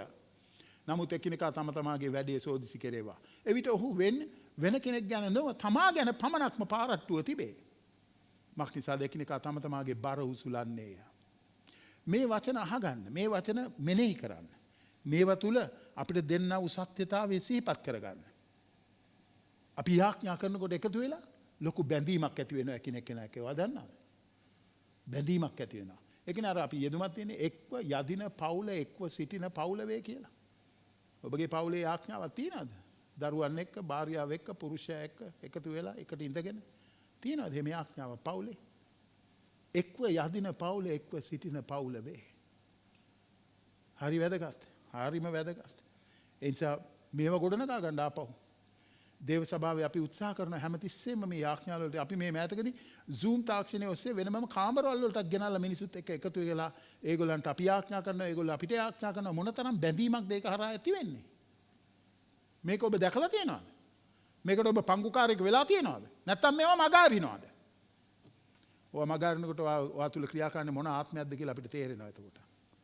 මොන ආත්මයක්ද ක්‍රියාත්මක වෙන්නේ කියලා. මොකද ඔයා බෙදන ආත්මයට ඔයා දායක වෙනවා එසේ කිරීම තුළ. පිලිපි පොතේ දෙවෙනි පරිච්ඡේදයේ පළවෙනි පද 4 තුල පාවුලතුමා පිලිප්පි ඇදහිලිවන්තයන්ට පුදුම අනුශාසනාවක් දෙන්නේ. එයා කියන පක්ෂවාදීකමෙන් නිෂ්ඵල පාරට්ටු කරමැනීම කිසිවක් කරන්න එපා. එකිනෙකා තම තමාට වඩා අනිත් එක්කෙනා උතුම් යයි යටහත්කමින් හිතන්න කියලා. එක එක්කෙනා තම තමාගේ කාරණා නෙමෙයි අනිත් අයගේ කාරණාවලුත් බලන්න කියලා. දියවිල්ලේ කියනවානේ අපිට. මම දන්නේ කොයිතරම් දුරට ඔබ මේවා කියවලා තියෙනවද මේව ඔබට අදාළද කියලා. ඔබ ඇත්තටම එක අරමුණක් ඔස්සේ එක්සිට් කමින් යාඥා කරන්න සිත තබාගෙන තියෙන මිනිසෙක් නම් ඔබ හැමතිස්සෙම අනිත් ඒගොල්ලන්ගේ කාරණාවල් ගැන සලකන කෙනෙක්. ඕපදූප නෙමෙයි. අනිත් එක්කෙනාට උදව් කරන්න. ඔයාගේ මොනවාද යාට දායක වෙන්න පුළුවන්? කොහොමද ඔයාට යාට දායක වෙන්න පුළුවන්? එයා ඉන්න තැනින් එළියට එන්න. ඒක. දැන් අදත් මම මේ උදේ ඉංග්‍රීසි දේව මෙහි ඉවර වෙලා ගිහිල්ලා ඉඳගත්ත ගමන් මට මතක් වුණා එක සහෝදරයෙක් මම එයාට කෝල් කරුවා. බලනකොට එයාගේ කකුල ඇමැට්ටි වෙලා එයා මේ සභාවේ කෙනෙක් නෙමෙයි. හැබැයි මම හොඳටම මේ සහභාගීත්වය හිටපු සහෝදරයෙක් මුව කාලෙකින් කතා කරේ නැහැ. මට අද හිතුණා මම එයාට කතා කරන්න ඕනේ කියලා. මම එයාට කෝල් එකක් දීලා බලනකොට මම දැනගත්තා එයා ලොකු අමාරුවක ඉන්නවා. ප්‍රේමවන්ත සහෝදරය සහෝදරිය අපි එහෙම එක අරමුණක් තිස්සේ ඉන්නකොට එක සිත්ව යාඥාවෙන් ඉන්නකොට පුදුම බලයක් තුළ ඔබ ජීවත් වෙන්න ඔබට මම කියන්න. පුදුම බලයක්. ඒගොල්ලන් මේ ක්‍රියාපතේ අපිට මතක් කරලා දෙනවා දෙවනි පරිච්ඡේදයේ 3යි 4යි පදවල. ඒගොල්ලන් බලයෙන් එකමුතු වෙලා හිටියා කියලා. ඒ බලය ක්‍රියාත්මක වුණා. ගිනි වැනි උදිව් බෙදී යනවා උන්ට පෙනුනේ. ඒ වුන් එකිනෙකා කෙරේ පැමිණුනේ. ඔවුන් සියල්ල සුද්ධාත්මෙන් පූර්ණව ආත්මයන් උන්ට කතා කරන්න පුළුවන්කම දුන් ප්‍රකාර අන්‍ය භාෂාවලින් කතා කරන්න පටන් ගත්තේ. මේගොල්ලන් බලයෙන් පිරුණා. බයිබලයේ කියනවා බලයෙන් පිරුණා කියලා. ඒගොල්ලන් සුද්ධාත්ම බලයෙන් පිරුණා. සුද්ධාත්ම බලයෙන් පිරෙනවා කියලා කියන්නේ ඔබ වඩා දෙවියන් වහන්සේට ඔබ අල්ල ගන්නට ඉඩ දෙන එක. වඩා දෙවියන් වහන්සේ ඔබ තුල තබන්න තිබෙන්නා වූ දේවල් එළියට ගන්න ඔබ සහයෝගය දෙන එක දෙවියන් වහන්සේගේ ආත්මයට. ඒක කරන්න ඕනේ එකමුතුකමෙන්. ඉතින් මුල් සභාවේ මේ එකමුතුකම හරීම වැදගත් කාරණයක් වුණා. ඒගොල්ලෝ දෙවියන් වහන්සේත් එක්ක හරියට හිටියා. ඒගොල්ලෝ දෙවියන් වහන්සේගෙන් නිතරම පිරීලා හිටියා. ඒ නිසා ඒගොල්ලන්ට අනිත් ඒගොල්ලොත් එක්ක හැමතිස්සෙම සුහදව දරාගෙන යාඥා කරගෙන යන්න පුළුවන් වුණා. අද දවසේ මිනිස්සු මේ කුලල් කාගන්නේ මොනවටද නේ? ඇත්තටම පාපේ උදෙසා නෙමෙයි කුලල් කාගන්නේ මේ ටූත් පේස්ට් එක මැද්දෙන් මිරිකුවා කියලා, තුවාය වැල්ට දැම්මේ නැහැ කියලා, පරක්කු වෙලා ගෙදර ආවා කියලා. ඒවට තමයි රණ්ඩු කරගන්න ගෙවල් වල. ඒක පාපයක්ද? පරක්කු වෙලා ගෙදර එන එක පාපයක්ද? මොනවා වෙන්න පුළුවන්ද පාරදී මිනිස්සයා ගෙදර ගිහලා ගෙදර එනකොට පරක්කු වෙලා උඩ ගෑණි මූණ එල්ලගෙන බුම්මගෙන හිටියොත් දැන් මොකද්ද වෙන්නේ යන තත්ත්වය? ඒව පාපයක්ද? නැන්දම්ම කිව්වොත් එහෙම දරුවව බලා ගන්න ඊට වැඩිය හොඳින් මේ දරුවව දැන් සුද්ධ කර ඒක පාපයක්ද? ඇයි ඒවට රණ්ඩු කරගන්නේ එහෙනම්? ඒවට නෙමෙයිද ගෙවල් වල රණ්ඩු වෙන්නේ? පාපයට නෙමෙයි රණ්ඩු වෙන්නේ. මේ පොඩි මේ කාරණාවල් වලට රණ්ඩු වෙන්නේ. රණ්ඩු වෙලා යකාට දෙනවා මහිමේ ගෙදර. අරක මන් තියන්න ඕනේ තැන තිබ්බේ නැහැ. අන්න රණ්ඩු කරන්න හේතුවක් ඒක. කොහොමන් තිබ්බේ ඒක එතන නැහැ. රණ්ඩු ගෙදර රණ්ඩු. එහෙම හුඟක් වෙලාවට එහෙම තියෙනවනේ ගෙවල් වල. සමහර පුරුදුලා තිනවා ගත්ත එක එතනින්ම ගිහලා තියන්න සමහර පුරුදුලා නැහැ. ඇයි ඒවට රණ්ඩු කරගන්නේ? ඒවට රණ්ඩු කරගත්ත ගමන් මොකද වෙන්නේ? යකා මහිමේ ලැබෙනවා ගෙදර. පොඩි කාරණා. පාපයකට රණ්ඩු කරන්න. පාපයට රණ්ඩු කරන්න. මේ ගෙදර සිද්ධ වෙන සුළු දේවල් එහාට මෙහාට වෙන දේවල් ඒව ගැන කාර් එක මගේ අන්න ළමයා ගිහිල්ලා කාර් එකේ මඩ ගෑවා. රණ්ඩු කරන්න හේතුවක්ද? ඒක පාපයක්ද? පාපයක්ද? නෑ. එහෙනම් මොකටද ඒකට රණ්ඩු කරන්නේ ගෙදර? ගොඩක් ගෙවල් වල රණ්ඩු තියෙන්නේ පාපේ හින්දා නෙමෙයි. එයා කරන විදිහට අනිත් එක්කෙනා කරන්නේ නැති හින්දා. ඒකයි රණ්ඩු. ඔයා කරන විදිහට එයා කරන්නේම නෑ තමයි. එයා වෙනමම ස්වභාවයක්. ඔයා වෙනමම ස්වභාවයක්. ගයක් ඇතුළේ ඉන්නකොට දෙන්න එකට හැදෙන්න ඕනේ. ඒතකොට දෙන්න බාර කරගෙන. ඔයාට ඕන විදිහට එයා දේවල් කරන්නේ නෑ. හැබැයි ඔයා එයාව තේරුම් අරගෙන එයාට ඕන විදිහට දේවල් ඇඩ්ජස්ට් කරගෙන යනකොට එයා නිකම්ම ඇඩ්ජස්ට් වෙනවා වගේ පැත්තට. වට මම කියන්නේ. අත්දැකීම් මේවා මම කියන්නේ. ඉතින් දෙවියන් වහන්සේ මෙසේ නිකන් අනවශ්‍ය විදිහේ යකාට මහිමේ දෙන දේවල් වලින් වැළකෙන්න ගෙවල් වල සුද්ධාත්මෙන් පිරලා ඉන්නවා නම් දෙවියන් එක හරියට ඉන්නවා නම් දෙවියන්සේගේ ආත්මෙන් පිරලා ඉන්නවා නම් මේවා දෙවනි කාරණාවල හැමතිස්සෙම මට ඕවා නිසා රණ්ඩු වෙන්නේ නැහැ. පාපයට නම් රණ්ඩු කරන්න ඕනේ. පාපයට රණ්ඩු කරන්න ඕනේ. ඒවට සමාවක් නැහැ. මේ මිනිස්සු එකතු වෙලා ඕව දන්නද? මේගොල්ලන් පුදුම බලයකින් එකම පණිවිඩය බෙදාගත්තා. දෙවනි පරිච්ඡේදයේ 11 වෙනි පදේ කියනවා. දෙවනි පරිච්ඡේදයේ 11 කියන්නේ ක්‍රීතවරුන් හා අරාබිවරුන් වන අපි අපේම භාෂාවලින් දෙවියන් වහන්සේගේ බලවත් ක්‍රියා ගැන ඔවුන් කතා කරනු අසමු. හරි පැහැදිලි. එකම දේ විශ්වාස කරුවා මේගොල්ලෝ. 41 ඉඳලා 44ට අපිට කියනවා දෙවනි පරිච්ඡේදයේ. ඒගොල්ලෝ එකම බර දරාගෙන ගියා එකිනෙකා කෙරෙහි. දෙවනි පරිච්ඡේදයේ 44 ඉඳලා 45 පදවලට. හතරවෙනි පරිච්ඡේදයේ 34යි 35යි පදවල. අපිට මතක් කරලා දෙන්නේ මේ එකම බර ඒගොල්ලෝ දරාගෙන ගියා. ඒ සභාවේ. ඒ බලය. ඒක තමයි බලය. ක්‍රියාපතේ 2:46-47 පදවල කියනවා ඒගොල්ලන් ඒ දේවල් වලටම ඔක්කොමලා එකම ආදරයකින් වැඩ කෙරුවා කියලා. අද මේ නූතන සභාවේ තියෙන ප්‍රශ්නයක් තමයි එක ආත්මික මට්ටම් වල මේ සභාවේ මිනිස්සු ඉන්න එක. ඉතින් අපි හැමතිස්සෙම උත්සාහ කරන්නේ එක ආත්මික මට්ටමක් තුල මේගොල්ලන්ව ගෙනියන්න. ඉතින් ඒකට අපි රැස්වීම ලෑස්ති කරනවා, අපි ඉගැන්වීම ලෑස්ති කරනවා, මම සතිය පුරාම ඒව කරලා මිනිස්සුන්ට ආරාධනා කරන්න වෙන්න කියලා. එකට වැඩෙන්නෙම නැහැනේ. එකට වැඩෙන්නෙම නැහැ. එක එක ආත්මික මට්ටම් වල ඔක්කොමල්ලා ඉන්නේ. ඒගොල්ලෝ කැමතිම දැන් මේ මුල් සභාවේ මේගොල්ලෝ ඔක්කොම එකම ආත්මික මට්ටමක වැඩුණා කියලා මේ කියන්නේ. දෙවියන් වහන්සේගේ බලය තුල, වචනය තුල, සහභාගීකම තුල, යාඥාව තුල තවද ඌ දවසින් දවස නොකඩවාම එක්සිට් දේවමාලිගාවේ සිටමින් ගෙදරදී රොටි කඩමින් ප්‍රීතියනුත් අවංකමින් සිටිනුත් කෑම කමින් දෙවියන් වහන්සේට ස්තුති ප්‍රශංසා කරමින් සෙනගට ප්‍රිය උපදවන ලෙස ක්‍රියා කරමින් පසු නොවේ ස්වාමීන් වහන්සේ වනාහි ගැලවෙන්නා වූ අය දවස් පතා උන්ට එක්කලසේක. හාලෙලූයා. බලන්න මේක කොච්චර වැදගත් දෙයක්ද කියලා. ක්‍රිස්තියානි මේ නූතන සභාවේ මේක නැහැනේ. එක එක මට්ටම් වල ඉන්නේ. අවුරුදු ගණන් ඉන්නවා මෙලෝ සංසාරයක් දන්නේ නැහැ බයිබලයේ කියන දේවල් ගැන. අවුරුදු ගණන් පල්ලි හැබැයි. මෙච්චර කට කැඩෙනකම් මේ පුල්පිට් එක පාවිච්චි කරන දෙවියන්ගේ මහිමේට දේව වචනය විශ්ලේෂණය කරලා දෙන්න. අහන්න ඉඳ ගන්නෑ. ඇයි? මෙතනට ආපුවම වෙන වෙනම ඔළුවේ තියාගෙන එන්නේ. මෙතනට ආපුවම රෑ නිදිය ගන්නේ නැතුව එන්නේ. ඇවිල්ලා මෙතන ඉඳලා බොදි. නිදි. මෙතනට ආපු වෙලෙ ඉඳලා නිදි. ඈනුන් ඇර ඉන්නවා. දේශනා කරන කෙනාටත් කම්මැලිකම ගේන්න හදනවා. ඈනුන් තනියම යන්න හැල්ලුනේ. ඈනුන් හැම වෙලාවෙම තව එක්කෙනෙක් එක්කලු යන්නේ. ඒක නිසා වර්ධනද? එහෙම නැත්නම් මහා බකන් නිලාගෙන වගේ බලාගෙන ඉන්නවා. කිසිම සහයෝගයක් නැහැ. දේශනා කරනවා කිසිම සහයෝගයක් නැහැ. උඹට ඕන නම් කියපන් අපි ආගෙන ඉන්නවා වගේ. ඉතින් කොහෙද සභාවක් එකට ආත්මික වර්ධනය වෙන්නේ? ආත්මික වර්ධනය වෙන්නේ නැහැ එකට. සමහර අය මෙහෙම, සමහර අය මෙහෙම. මේ අපේ සභාවෙත් එහෙමයි. ආත්මික මට්ටම එක එක්කෙනාගේ එක එක විදිය. ඇයි දන්නවද? ඉඳ ගන්න නැහැ වචනේ යට. සහභාගීකමට එන්නේ නැහැ. ඉරිදාට විතරක් ඇවිල්ලා පොඩ්ඩක් මූණ පෙන්නලා යනවා. ඇයි? ලියුමක් ගන්න එහෙම තියෙනවනේ. වැඩක් කරගන්න ඕන නම් ලියුමක් ගන්න තියෙනවා පාස්ට් එකකින් වරදෙන්නද? වරදෙන්නද? දැන් අස්සම් කරගන්න තියෙන සමාදාන විනිශ්චයකාරනේ. ඒක අස්සම් කරගන්න තියෙනවා. සීල් එක ගාලා. ඒකින්ද පොඩ්ඩක් ඇවිල්ලා ඉරිදාට මූණ පෙන්නලා අපි ඉන්නවා බාස්සා අපි ඉන්නවා ඕන එකකදී අපි ඉන්නවා. එහෙම තමයි. මගෙත් එක්ක නොහිටියට කමක් නැහැ දෙවිඳුන් එක්ක ඉන්න. මගෙත් එක්ක නොහිටියට කමක් නැහැ. දෙවිඳුන් එක්ක හරියට ඉන්නකො දෙවිඳුන් එක්ක හරියට ඉන්න මේ දෙන වැඩපිළිවෙල එක්ක යන්න පටන් ගන්න. එතකොට ආත්මිකව එකට වර්ධනය වෙමු අපි. එකට වර්ධනය වුණේ නැති වුණාම ලොකු ගැටලු. හරි අමාරුයි සභාව ඇතුලේ. මුල් සභාවේ අපි ඒක දකින්නේ නැහැ. මුල් සභාවේ ගිහ ලොක්කම එකට වර්ධනය වුණා.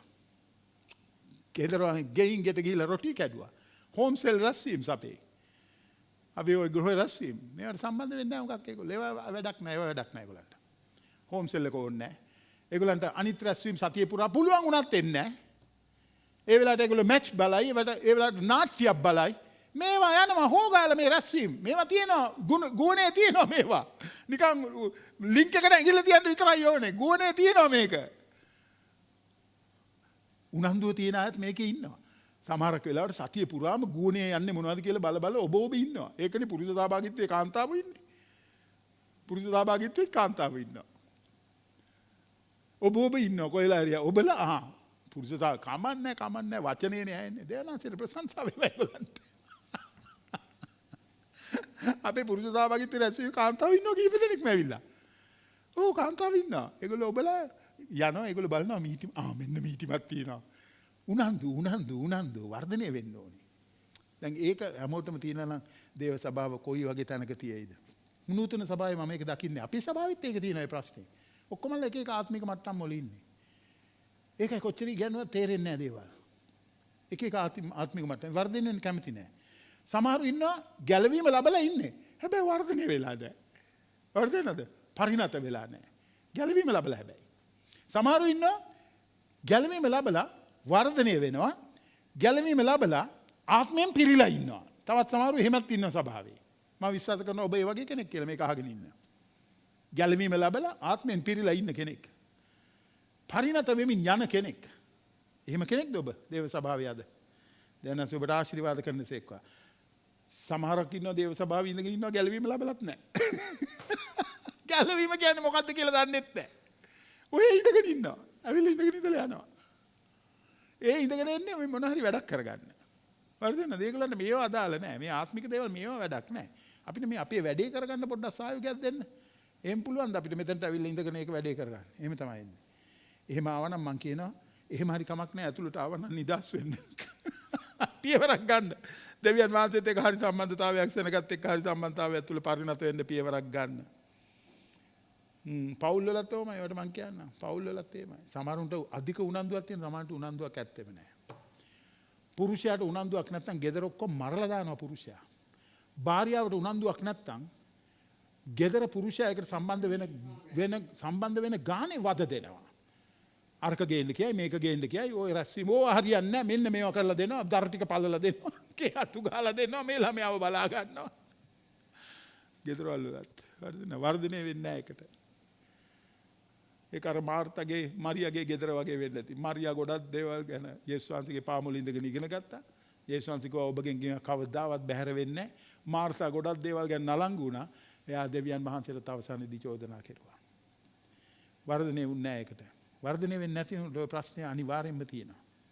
ඒක නිසා අපි දකිනවා මේ ලියවිල්ලේ අපිට මතක් කරලා දෙනවා වැඩිම සුද්ධාත්මයෙන් පිරෙන්න කියලා. එපිස පොතේ 5:18 කියනවා ආත්මයෙන් පිරෙන්න වැඩිම.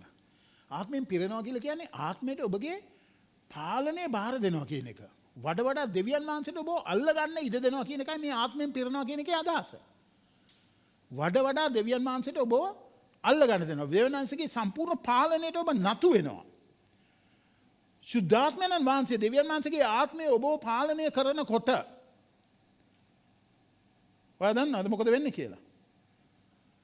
ඔබව සුද්ධාත්මයන් වහන්සේ පාලනය කරනකොට මාව සුද්ධාත්මයන් වහන්සේ පාලනය කරනකොට අපි දෙන්නම ඇවිදින්නේ යේසුස් වහන්සේගේ මහිමේ උදෙසායි එහෙනම්. ආමෙන්.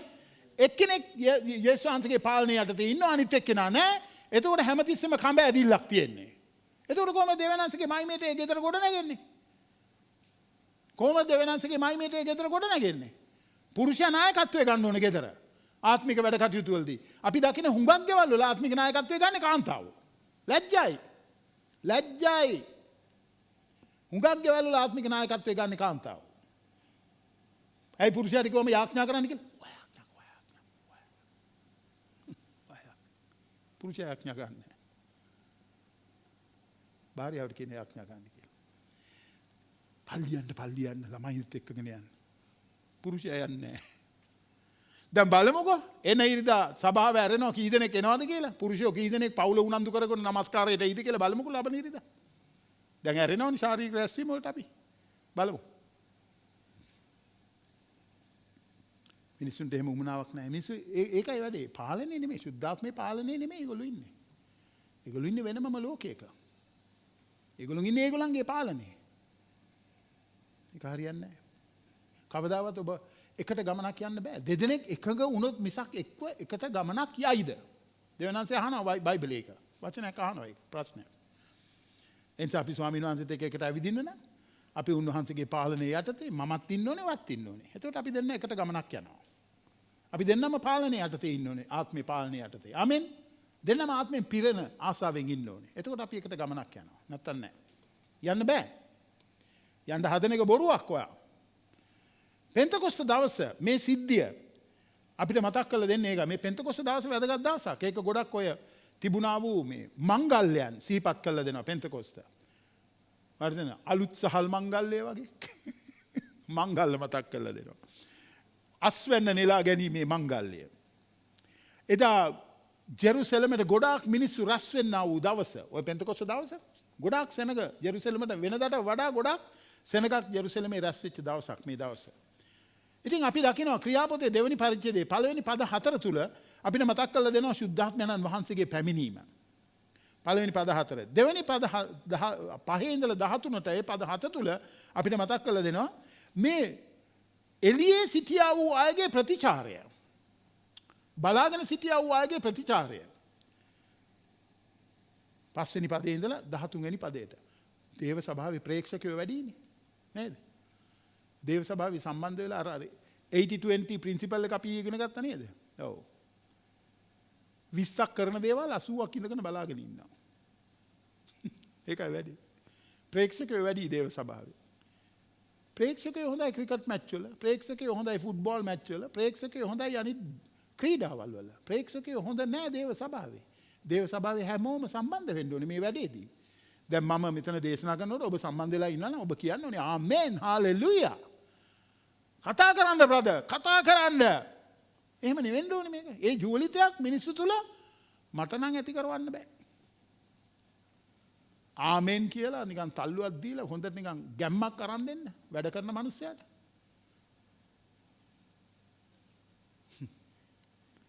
ප්‍රේක්ෂකයෝ සභාව ප්‍රේක්ෂකින්ගෙන් පිරීලා සම්බන්ධ වෙන්නේ. මේවා ගැන ඔබ නෝට් එකක් දාගෙන ඒවා හරි ගස්ස ගන්න. ඊට පස්සේ පේතුරුතුමා දේශනා කරන 14 වෙනි පදේ ඉඳලා 41කට පුදුම දේශනාවක්. 3000ක් මිනිස්සු ගැලවීමට එනවා. 3000ක්. අද මේ දේශනාව මේ වචනේ අහලා ඔබ කී දෙනෙක් ඔබගේ අතුලාන්තයේ ශක්තිමත් කරගෙන මේ කියන දේවල් කරන්න ඔබ ඉදිරිපත් වෙයිද කියලා මම දන්නේ නැහැ. ශුද්ධාත්මයේසේ ඔබ පොළඹවනසේක් වයිසේ කරන්න. ඉතින් ස්වාමින් වහන්සේගේ මේ ලියවිල්ලේ අපිට මතක් කරලා දෙනවා ගොඩක් ලකුණු පුදුම ලකුණු පෙන්වනවා මේ දෙවෙනි පරිච්ඡේදයේ. මේ ලකුණු විස්තර කරනවා. මේ ලකුණු වලින් පෙන්වන්නේ 14 වෙනි පදේ ඉඳලා 21 වෙනි පදයට කියනවා මේ ලකුණු වලින් පෙන්වන්නේ අවසානයේ ලං වෙලා කියන එක. අපි දැන් ඉන්නේ මේ අවසාන කාලයට බොහොම ලංව කියන එක. මේ ලකුණු හැමතිස්සෙම අපිව ස්වාමින් වහන්සේ වෙතට යොමු කරනවා. මේ පෙන්තකොස්ත දවස ගැන කතා කරනකොට මේ ලකුණු හැමතිස්සෙම ස්වාමින් වහන්සේ වෙතට අපිව ලං කරනවා. මේක හරිම වැදගත්. අපි මේ අධ්‍යයනය කරන එක අද දවසේ. පෙන්තකොස්ත දවස දෙවියන් වහන්සේ මහා පුදුමාකාර දීමනාවක් ශුද්ධාත්මයේ දීමනාව සභාවට දීපු දවස. වර්ධනනාද? දැන් අපි තුමු පෙට්ටියක දාලා වඩ තෑග්ගක් දෙනවා කියලා. පෙට්ටියක දාලා තෑග්ගක් දීපුවම ඒ තෑග්ග බලන්න ඔයා ඉස්සෙල්ලම ඔතල තියෙන කොලේ ගලවන්න ඕනේ. ඊට පස්සේ පෙට්ටිය මූඩිය අරින්න ඕනේ. ඇතුලේනේ තෑග්ග තියෙන්නේ. එහෙම නේද? තෑග්ග තියෙන්නේ ඇතුලේනේ. දැන් අපේ මිනිස්සු කරන වැඩේ තෑග්ග ඇතුලේ තියෙද්දි එළියේ තියෙන කොලේ එකයි පෙට්ටියත් එක්කයි සෙල්ලම් කර කර ඉන්නවා. තෑග්ග තියෙන්නේ ඇතුලේ. ඒක ලබා ගන්න නැහැ. ඒක ලබා ගන්න පියවර ගන්න නැහැ. ඒක නිසා දැන් මේක අපිට මතක් කරලා දෙනවා මොනවද මේ ලකුණු වල අර්ථය? ලකුණු මේ සලකුණු වල අර්ථය මොකක්ද? ඒක ගැන තමයි අපි පොඩ්ඩක් කතා කරන්නේ. මේක කියනවා ලොකු උලඟක් ආවා කියලා නේ. දෙවනි පදේ මොකද්ද කියන්නේ? එකල සැඩ සුලඟක් කමන්නක් වැනි හඬක් හදිසියෙන් නික්මුණේය. ඔවුන් හිඳගෙන හිටි ගේ මුළුමනින් එයින් පිරී ගියේය. විශාල ශබ්දයක් එක්ක හුලඟක් ආවා. මේක සලකුණක්. දැන් මේක ගැන කතා කරනවා එසකියල් 37 9 වෙනි පදය. යොහන් සුභාරංචියේ 3 8 වෙනි පදය. මේ මහා සුළඟ ගැන. වර්ධනද මේවා අධ්‍යයනය කරන්න. මේ පද කියවලා ඔයා කියවන්න. ශුද්ධාත්මයන් වහන්සේ උන්වහන්සේගේ සේවය පටන් ගන්න පෙන්තකොස්ත දවසේදී නෙමෙයි. ශුද්ධාත්මයන් වහන්සේගේ සේවය බොහෝසේ ව්‍යාප්ත වෙනවා පෙන්තකොස්ත දවසේ ඉඳලා. පරණ කිවිසුමේ ඉඳලාම උන්වහන්සේ මැවිල්ලේ හිටියා. හරි උත්පත්ති පොතේ අපි දකිනවා උන්වහන්සේ පළවෙනි පරිච්ඡේදයේ දෙවෙනි පදය. මැවිල්ලේ හිටියා. උන්වහන්සේ එලිදරව් දීමේ හිටියා. බලන්න උන්වහන්සේ එලිදරව් දීමේදී උන්වහන්සේ ක්‍රියාත්මක වුණානේ ශුද්ධාත්මයන් වහන්සේ. එතකොට උන්වහන්සේ මිනිසුන් එක එක විශේෂ කාර්යයන් වලට ගොඩනගනකොට ශුද්ධාත්මයන් වහන්සේ ක්‍රියා කරනවා. දැන් පරණ කිවිසුමේ ඔය මේ පිත්තල වැඩ කරන ඒගොල්ලෝ හොඳ බාසුන් නැහැලා. ශුද්ධාත්මයන් වහන්සේගේ ආලේපය ඒගොල්ලන් පිටට ආවා. මේ වැඩ දේවමාලිගාවේ වැඩ කරන මිනිස්සු. අපි දැක්කා ඒක මම ඔබට කියලා දුන්නේ ජෝෙල් පොතේ කතා කරනකොට. ඒ ආත්ම ආලේපය උන්වහන්සේ නිදාස් කෙරුවා මිනිසුන්ට. උන්වහන්සේ ප්‍රබෝධය අවබෝධය මිනිසුන්ට ලබලා දුන්නා. උන්වහන්සේ විශේෂ කාරණාවල් වලට මිනිසුන්ව ගොඩ නැගුවා. උන්වහන්සේ නැවත උත්පාදනය අපි කියන්නේ born again කියලා අලුත් උත්පත්තිය ඒක ගේන්නේ ශුද්ධාත්මයන් වහන්සේයි. අලුත් උත්පත්තිය අපිට ගේන්නේ. මතෙව් 16:17 යොහන් 3:3 ඉඳලා 8ට අපිට මතක් කරලා දෙනවා. යේසුස් වහන්සේගේ සේවයේදී ශුද්ධාත්මයන් වහන්සේ උන්වහන්සේ මත වැඩ සිටියා. මතකයි නේද බෞතිස්මෙන් පස්සේ? ශුද්ධාත්මයන් වහන්සේ උන්වහන්සේට කිව්වා මොකද උන්වහන්සේ දෙවියන් වහන්සේනේ.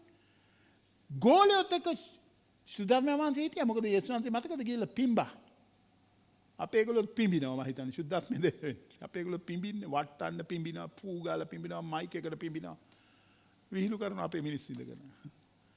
යේසුස් වහන්සේ ජීවන හුස්ම දුන්නා මේගොල්ලන්ට. ශුද්ධාත්මය දුන්නා. ශුද්ධාත්මය පිළිගනින්නලා කියලා. වර්ධනද?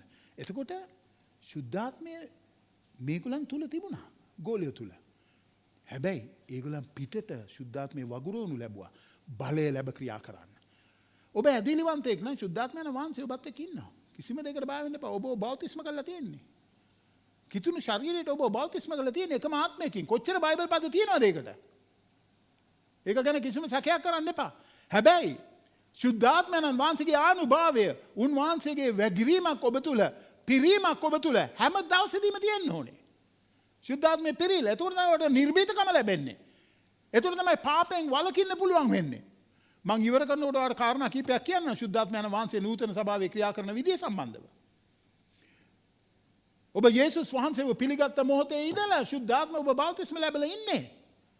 දැන් ඔබ පිරෙන්න හැමදාම. ඒක මේ දෙවෙනි අත්දැකීමක් නෙමෙයි. හැමදාම ආත්මෙන් පිරෙන්න. දෙවියන් වහන්සේ සභාවට කතා කරන සභාව ඇහුම්කන් දෙන්න. යේසුස් වහන්සේගේ සේවයේදීත් අපි දකිනවා. උන්වහන්සේ ආත්මයන් වහන්සේගෙන් පිරීලා. ඔයාලට තේරුණාද? උන්වහන්සේ සිනගෝගයේ දේශනා කරනකොට 4 වෙනි පරිච්ඡේදය 18 වෙනි පදේ ලූක් සුභාරංචි. නැසිකෝ ආත්මයන් වහන්සේ කරන්න යන දේවල්. පෙන්තකොස්ත දවසේදී ශුද්ධාත්මයන් වහන්සේගේ ක්‍රියාවල් ව්‍යාප්ත වුණා. ශුද්ධාත්මයන් වහන්සේ වැඩ පටන් ගත්තේ පෙන්තකොස්ත දවසේ නෙමෙයි. ශුද්ධාත්මයන් වහන්සේ දෙවියන් වහන්සේ. ලෝකේ අනාදී ඉඳලා උන්වහන්සේ පියපුතු ශුද්ධාත්ම ත්‍රියේක දෙවිඳුන්. උන්වහන්සේ වැඩ පටන් ගත්තේ පෙන්තකොස්ත දවසේ නෙමෙයි. අපේගොල්ලෝ හරියට විශ්වාස කරන්නේ වැඩ පටන් ගත්තේ පෙන්තකොස්ත දවසේ වගේ කියලා. නෑ. උන්වහන්සේ අනාදියේ සිට උන්වහන්සේගේ ක්‍රියාවල් කරගෙන ආවා. පරණ ගිවිසුවේ උන්වහන්සේ රජවරුන්ට, පූජකයන්ට, දිවැසිවරුන්ට උන්වහන්සේගේ ආත්මය දුන්නා. උන්වහන්සේගේ වැඩේ කරගන්න එක එක මනුස්සයව පාවිච්චි කරලා එයාට ඒ ආත්මය දුන්නා. හැබැයි අලුත් ගිවිසුමට එනකොට උන්වහන්සේ සියලු ආත්ම කෙරෙහි, සියලු මාංශ කෙරෙහි උන්වහන්සේගේ ආත්මය වැගුරුවා කියලා බයිබලයේ තියෙනවා. ජෝෙල් පොතේ පොරොන්දුවට අනුකූලව. ජෝෙල් 2:28 ඉඳලා 32ට ඒ පදවල අනුකූලව. ඉතින් ඒක නිසා ශුද්ධාත්මයන් වහන්සේ ඔයා දන්නවද? යේසුස් වහන්සේ විශ්වාස කරපු හැම මිනිසෙක් එක්කම ශුද්ධාත්මයන් වහන්සේ ඉන්නවා. එයා තුල ඉන්නවා. හැබැයි පෙන්තකොස්ත දවසේ ඒගොල්ලෝ මත ශුද්ධාත්මයන් වහන්සේ පතිත වුණා. ඒගොල්ලන්ට නිර්භීතකම ලැබුණා. බය නැතුව පේදුරු ඒව බය ගුල්ලේ හැංගිලා හිටියේ මතකයි නේ? හැංගිලා හිටියේ කාමරේ දොරවල් වහගෙන. මෙන්න දැන් ඇවිල්ලා පුදුමාකාර දේශනාවක් කරනවා. 14 වෙනි පදේ ඉඳලා 41 වෙනකම් පුදුම දේශනාවක්. 3000ක් ගැලවීමට එනවා. යුදෙව්වෝ. ආගෙන හිටියේ යුදෙව්වෝ. අනින ලද සිත් ඇති වුණා ඒගොල්ලන්ට මේ වචනේ ඇහෙනකොට. ශුද්ධාත්ම බලයෙන් දේශනා කරන්න ඕනේ. ශුද්ධාත්ම බලයෙන් ගීතිකා කියන්න ඕනේ. ශුද්ධාත්ම බලයෙන් යාඥා කරන්න ඕනේ. ශුද්ධාත්ම බලයෙන් පිරලා සහභාගීත්වයේ ඉන්න ඕනේ. අද කිතු බැසියෝ අන්දමන්ද වෙලා ඉන්නේ. ඔව්. හරිම උදාසීනව ඉන්නේ. කිසිම ජෝලිතයක් නැහැ ආත්මය තුල. ජීවිතය තුල කිසිම ජෝලිතයක් නැහැ. හැම තිස්සෙම ඉන්නේ බොහොම කඩා වැටිලා යාගේ ප්‍රශ්නත් එක්ක බොහොම උදාසීන තැනක තමයි කිතු බැතියෝ ගොඩක් ඉන්නේ. අය දන්නවද? ශුද්ධාත්ම වහන්සේගෙන් පිරෙන්න අවශ්‍ය කරන පියවරවල් ගන්න නැහැ. පෙන්තකොස්ත දවසේදී ශුද්ධාත්මය තව ව්‍යාප්ත කෙරුවා උන්වහන්සේගේ මෙහෙවර. හැම ආත්මයක් කෙරීම වගුරවල. මේක අල්ලගන්න. අල්ලගෙන ශුද්ධාත්මයෙන් පිරෙන්න හැමදාම අවශ්‍ය කරන පියවරවල් ගන්න. යෝහන් සුභාරංචි 14:16 ඉඳලා 17ට අපිට මතක් කරලා දෙන්නේ ඒකයි. යෝහන් සුභාරංචි 15:26. යෝහන් සුභාරංචි 16:7. යෝහන් සුභාරංචි 16:13යි 14යි පද. මේව ඔක්කොම අපිට මතක් කරලා බලන්න. 14:17යි කියනවා මම පියාණන් වහන්සේගෙන් ඉල්ලන්නේ එවිට උන්වහන්සේ නුඹලා සමග සදාකල්ම සිටින පිණිස වෙන සැනසිලිකාරයෙකු නුඹලාට දෙනසේක. ඒ සැනසිලිකාරය අනුව සත්‍යතාවයේ ආත්මයන්න් වහන්සේ උන්වහන්සේව පිළිගන්නට ලෝකයට බැරිය. මක් නිසාද ලෝකයා උන්වහන්සේව දකින්නේවත් හඳුනන්නේවත් නැත. නුඹලා උන්වහන්සේව හඳුනන්න ඕනේ. මක් නිසාද උන්වහන්සේ නුඹලා සමග නැවතී සිටිනසේක. නුඹලා තුලෙහි සිටිනසේක. හාලෙලූයා. ඒක තමයි ශුද්ධාත්මයන් වහන්සේගේ සේවය. පෙන්තකොස්ත දවසේදී තව ගොඩක් ව්‍යාප්ත වුණා. මිනිස්සු බලෙන් පිරුණා. ඒ ශුද්ධාත්ම අත්දැකීම අදත් අපිට එහෙම්මම ලබන්න පුළුවන්. ඔබ ඔබගේ පාපය ප්‍රතික්ෂේප කරනකොට, ඔබ දෙවියන් වහන්සේට වඩා ඔබ අල්ලගන්නට ඉඩ දෙනකොට, ඔබ ස්වාමීන් වහන්සේ කැමති දේ ජීවිතේ කරන්නට ඔබගේ ලාභ පාඩු නොබලා ඔබ දෙවියන් වහන්සේ වෙනින් කැප වෙනකොට ශුද්ධාත්මයන් වහන්සේගේ පුදුම වැගිරීමක් ජීවිතයකට තියෙනවා. එතකොට ඔබ බලය ලබනවා. ඉතින් අදත් අපි අන්න ඒකාකාරව පෙන්තකොස්ත අත්දැකීම අපිට ලබන්න පුළුවන්. අර එදා වගේ නිකන් ගිනි දිව්වැනි ගිනියන ඒවයි වර්ධනද එක එක දේවලුයි එක එදා දවසේ මිනිස්සු අන්‍ය භාෂාවල් වලින් කතා කරුවා. මොකද දන්නවද? ඒ අන්‍ය භාෂාවල් වලින් ඒගොල්ලෝ ආත්මයන් වහන්සේගෙන් පෙරිලා ඒගොල්ලෝ දෙවියන් වහන්සේට ප්‍රශංසා කෙරුවා අන්‍ය භාෂාවල් වලින්. හොඳද? ප්‍රශංසා කරනකොට ওই වචනේ කියනවා එක එක රටවල් වලින් මිනිස්සු උතන්ට ඇවිල්ලා හිටියා කියලා. විවිධාකාර ජාතීන් ගොඩක් උතන හිටියා කියලා. එතකොට ඒගොල්ලෝ මොනවද කරුවේ? ඒගොල්ලන්ට එකපාරටම ඇහෙනවා ඒගොල්ලන්ගේ භාෂාවෙන් මේ මිනිස්සු ප්‍රශංසා කරනවා. ඒක තමයි අන්‍ය භාෂාව. එතකොට තිබුණු. කවදාවත් ඉගෙන ගත්තේ නැති භාෂාවක් ඒගොල්ලෝ. ඒගොල්ලෝ දෙවියන් වහන්සේට ප්‍රශංසා කෙරුවා. ඒ භාෂාවල් වලින් ප්‍රශංසා කරනකොට ඒ භාෂාවල් කතා කරන රටවල් වල මිනිස්සු එතන හිටියා. ඒගොල්ලෝ පුදුම වුණා. බයිබලයේ කියන සමහරව විහිළු කෙරුවා කියලා. මේගොල්ලෝ උදේ පාන්දර බීලා කියලා. එතකොට පේදුරුතුමා නැගිටලා කියනවා බීලා නෙමෙයි. මේ ජෝෙල් පොතේ දුන්නා වූ පොරොන්දුවයි මේ ඉෂ්ට වෙන්නේ කියලා. ඔයාලට මං කියන්නම් මේවා හරි අලංකාරයි. මේවා හරි සරලයි. එච්චර අමාරු කරගන්න එපා මේවා. ඔය හැමතිස්සෙම දෙවියන් වහන්සේගේ ආත්මයට යටත් වෙන්න වඩා ශුද්ධාත්මයට ඔබ අල්ලගන්න ඉඩ දෙන්න. ඒක තමයි ආත්මයෙන් පිරුණු ජීවිතය. ආත්මයෙන් පිරුණු ජීවිතය කියලා අද සවාල් වල උගන්වන්නේ අමු බොරුවක්නේ. සෙම දාගෙන වැටෙන්න ඕනේ. තල්ලු කරපුවම වැටෙන්න ඕනේ. පිම්බහම වැටෙන්න ඕනේ. එතකොට තමයි කියන්නේ ශුද්ධාත්මේ ඉන්නවා කියලා. අන්‍ය භාෂාව නැතත් මොනවා හරි ජිබ්‍රිස් ටිකක් කියෝගෙන යන්න ඕනේ. එතකොට තමයි කියන්නේ ආත්මයන් වහන්සේ ඉන්නවා කියලා. මේ බොරු වලට අහු වෙලා හිටිය ඇති සබාව නිදාස් වෙන්න. මේ බොරු වලට අහු වෙලා හිටිය ඇති. පාවුලුතුමා කිව්වා මම කතා කරනවා උඹලා ඔක්කොටම වැඩි යන්නේ භාෂාව. හැබැයි මම මිනිසුන්ට තේරෙන වචන පහක් කියන්නේ. ඒකෙන් මම මිනිසුන්ව ගොඩනගනවා. දන්නේ නැති 10000ක් කියන්නේ නැතුව දන්න වචන පහක් මම කියනවා කියලා. අපේ මිනිස්සු අද දවසේ මුලා වෙලා ඉන්න හැටි බලන්න. තව ඉගැන්වීමක් තියෙනවා ශුද්ධාත්මයන් වහන්සේ ඔයාට නෑ අන්‍ය භාෂාව ඔයා කතා කරුවේ නැත්තම් කියලා කියනවා. ශුද්ධාත්මයන් වහන්සේ ලැබූ සියලු දෙනාම අන්‍ය භාෂාව කතා කරුවාද? හා? දැන් බයිබලයේම සෝදිසි කරලා බලන්නකෝ. බයිබලයේම සෝදිසි කරලා බලන්න මේ කාරණාව සම්බන්ධව. බයිබලයේ මේවා ගැන අපිට පැහැදිලිව උගන්වනවා. ඒක නිසා ස්වාමීන් වහන්සේ ඉදිරියේ මේ ඔය එක එක බොරු වලට අහු වෙලා නිකන් ආත්මය කඩාවැටගෙන ජීවත් වෙන්න එපා. අද දවසේ ශුද්ධාත්මයන් වහන්සේගේ පුදුමාකාර වූ ක්‍රියාවල් අපේ ජීවිත තුළ උන්වහන්සේ කරනවා. ඒවට සංවේදී වෙන්න. සංවේදී වෙලා උන්වහන්සේට ප්‍රසන්න වූ මිනිස්සු හැටියට ජීවත් වෙන්න පියවර ගන්න. බයිබල් පද ගොඩාක් මම ඔබට දීලා ඇති. හැබැයි ඒවා ඔක්කොම අපිට කියවන්න වෙලා නැහැ. දැන් අපි ඇවිල්ලා තිනවා අපේ අද දවසේත් වෙලාවට. ඉතින් එදා දවසේ යේසුස් වහන්සේව මේ පෙන්තකොස්ත දවසේ සුභාරංචියට ඒගොල්ලෝ කීකරු වුණා. යේසුස් වහන්සේ වදාහගත්තා. ශුද්ධාත්මයෙන් ඒගොල්ලොන් පිරුණා. ශුද්ධාත්මයෙන් පිරුණා ඒගොල්ලෝ. දෙවනි පරිච්ඡේදයේ 38 ඉඳලා 39ට අපිට කියන්නේ ඒකයි. පේදුරුතුමා කිව්වා නුඹලා ශුද්ධාත්මයෙන් පිරෙන පිණිස නේද පසුතැවිලි වෙලා සියල්ලම පසුතැවිලි වෙලා පව්කමාව පිණිස යේසුස් ක්‍රිස්තුස් වහන්සේගේ නාමයෙන් බෞතිස්මය ලබන්න එවිට ශුද්ධාත්ම දීමනාවල් නුඹලා ලබනවා කියලා. ඒ පොරොන්දුව නුඹලටත් නුඹලගේ දරුවන්ටත් නුඹලගේ ඉදිරි පරම්පරාවල් වලටත් කියලා පේදුරුතුමා එතෙන්දී දේශනා කෙරුවා. ප්‍රේමවන්ත සහෝදරය සහෝදරිය. ඔයා දන්නවද ශුද්ධාත්මයන් වහන්සේගේ මේ දීමනාවල් සම්බන්ධව මොන තරම්නම් දේව සභාවට අවශ්‍යයිද ශුද්ධාත්මයන් වහන්සේගේ දීමනාවල් ක්‍රියාත්මක වෙන්න. හැම ඇදීලිවන්තයෙක්ම ශුද්ධාත්මයන් වහන්සේ තුල බෞතිස්ම කරනු ලැබ ඉන්නවා නම් හැම ඇදීලිවන්තයෙක්ම තීරණයක් අරගෙන ඉන්නවා නම් මම පිරිලා උන්වහන්සේත් එක්ක ජීවත් වෙනවා. වඩා උන්වහන්සේට මාව අල්ලගන්න දෙමින් මම ජීවත් වෙනවා කියලා. මම තේරුණාද? දෙවියන් වහන්සේට පුදුම දේවල් ඔයා හරහා කරන්න පුළුවන්.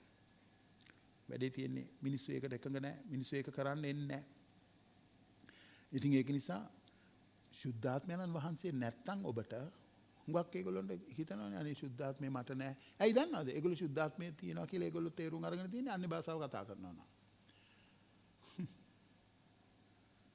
බලන්න මොන තරම් වැරදද වැටුන් නැත්තම්. ඒ කියන්නේ ශුද්ධාත්මය නැහැ.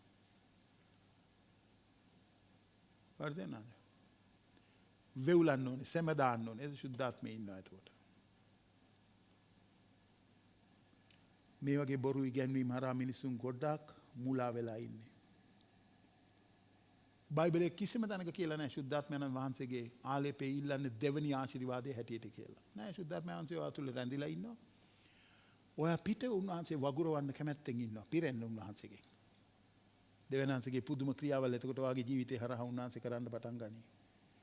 හැම කෙනෙක්ම අපිට පළවෙනි කොරින්ති 12 වෙනි පරිච්ඡේදයේ 30 වෙනි වගන්තිය කියනවා බලන්න ඒක බලන්න මේ පදේ හරි ලස්සනයි. මේ පදේ ඔන්න උත්තර හම්බ වෙනවා. ඔබ කිව්වොත් එහෙම ඔක්කොමලා කතා කරන්න ඕනද කියලා. සියල්ලෝම ආශ්චර්ය කරන්න ඕද?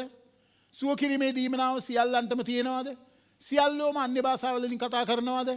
සියල්ලෝම තේරුම් කර දෙනවද? දැක්කද? හැමෝටම නෑ. ඒක දීමනාවක්. ඔය ආස කරනවද? ඉල්ලන්න දෙවියන් වහන්සේගෙන්. ආස කරනවද? යාත්‍රා කරන්න ඒවා ගැන. නිකන් බොරුවට අනුකරණය කරන්න යන්න එපා තව කාව හරි. ඒ බොරුවට අහු වෙන්න එපා. ශුද්ධාත්මයන් වහන්සේ මේ ලකුණු මේ පුදුම දීමනාවල් දේව සභාවට දුන්නේ මොකටද? හැම වෙලාවෙදිම වදන්නද මේ ලකුණු අවශ්‍ය වුණා විජාතිකයන් සමග මේවා වැඩ කරනකොට. එතකොට අපි දකින්නේ මේ ශුද්ධාත්ම දීමනාවලුත් මේ ලකුණු දීලා තියෙන්නේ ඇදිලිවන්තයන්ට නෙමෙයි, නොඇදිලිවන්තයන්ට.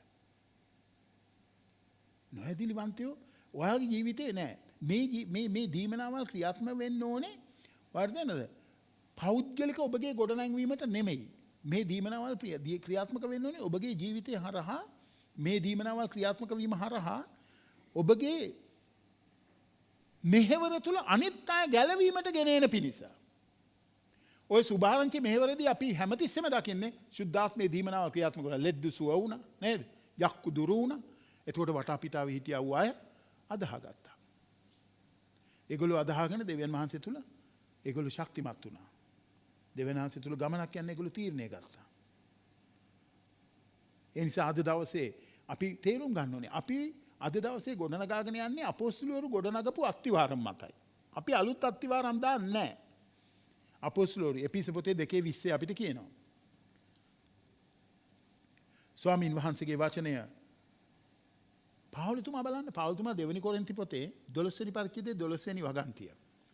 බලන්න මේ මම දකින්නේ මේ ලකුණු මේ පුදුම ලකුණු සහ ක්‍රියාවල් හුඟක් වෙලාවට ඒගොල්ලන් එක්ක සම්බන්ධව තිබුණා කියලා. සැබවින් ලකුණු වලින්ද පුදුම වලින්ද බලවත් ක්‍රියාවලින්ද ප්‍රේරිතයෙකුගේ ලකුණු සියලු ආකාර ඉවසීම ඇතුව නුඹලා අතරේ කරන ලද්දේ. පාවුලතුමා කියනවා.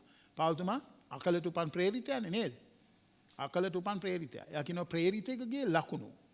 දැන් ප්‍රේරිතයෙකුගේ ලකුණු හැටියට මේ ලකුණු පුදුම ක්‍රියාවල් බලවත් ක්‍රියාවල් වාතේ නේද? මේවා පෙන්වලා තියෙන්නේ මේ ප්‍රේරිතයන්ගේ ලකුණු හැටියට නේ උතන. ඉතින් ඔබ සැබවින්ම මේ ප්‍රේරිතයන්ව නියෝජනය කරන කෙනෙක් නම් දෙවියන් වහන්සේගේ ආත්මයට පුළුවන් ඔබවත් පාවිච්චි කරන්න මේ වගේ පුදුම ක්‍රියාවල් ජීවිතේ අන් අය වෙතට අන් අයගේ ජීවිතවලට ගේන්න ඔබව පාවිච්චි කළා. හැම ආත්මයක්ම සෝදිසි කරලා බලන්න. එක යොහාන් 4 වෙනි පරිච්ඡේදයේ 1 වෙනි වගන්තිය කියනවා. ඔක්කොම ආත්ම විශ්වාස කරන්න එපා.